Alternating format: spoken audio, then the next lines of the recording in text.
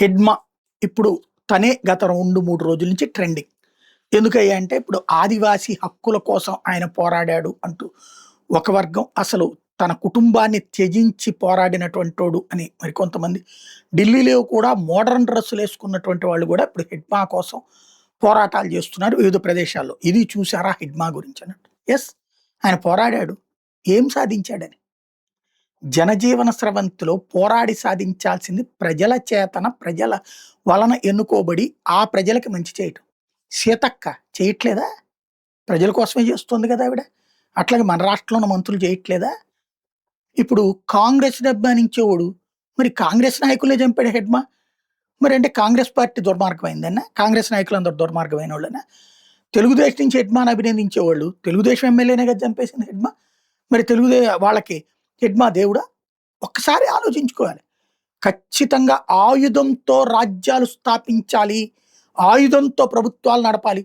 వీళ్ళు ఇంకొకటి, ఒక విచిత్రమైన ప్రచారాన్ని తెర మీద తీసుకొచ్చారు. అసలు అడవుల్లో ఉన్న సహజ వనరులన్నిటి వీళ్ళే కాపాడారు, వీళ్ళ వల్లనే అడవులన్నీ బాగున్నాయి, అడవుల్లో ఉన్నటువంటి సహజ వనరుల వల్లనే కాపాడడం కోసం త్యాగాలు చేశారు.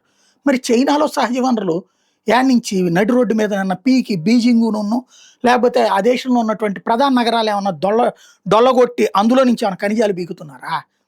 మరి అక్కడ ఖనిజాలు చైనా తవ్వుకుంటుందే, ప్రపంచంలో ఉన్నటువంటి అన్ని దేశాల నుంచి చైనా తవ్వుకుంటుంది. మరి చైనా దగ్గర ఖనిజాలు ఉంటే ఉపయోగమా?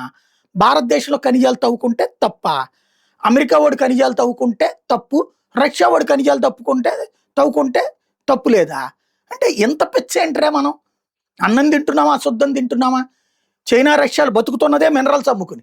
వాళ్ళ మినరల్స్ని వాళ్ళ దేశాల్లో వాళ్ళు తవ్వుకుని అమ్ముకుంటుంటే, అది ప్రపంచానికి అమ్ముతుంటే, దానికోసం ఎగబడి కొనుక్కోవాల్సిన కర్మ పడుతుంటే వాళ్ళకి బానిసలుగా మనం బతకాలనా? మన దేశ ప్రయోజనాన్ని నాశనం చేస్తున్న రష్యా చైనా మనస్తత్వాల కోసం పనిచేశాడు అతను.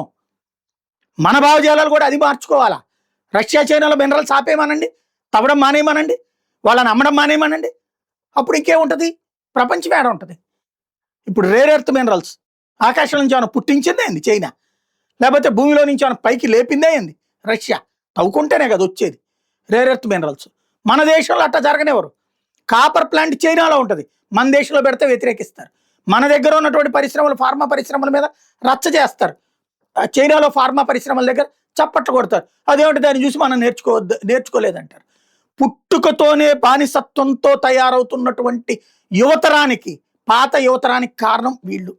నిజాలు తెలియకుండా అబద్ధాలని పునాదులుగా వేసి పెంచారు. ఆ పిల్లలు ఇప్పుడు పెద్దోళ్ళై వాళ్ళు చేస్తున్న ట్రెండింగ్ ఇది. అంతకు మించి మరేం లేదు.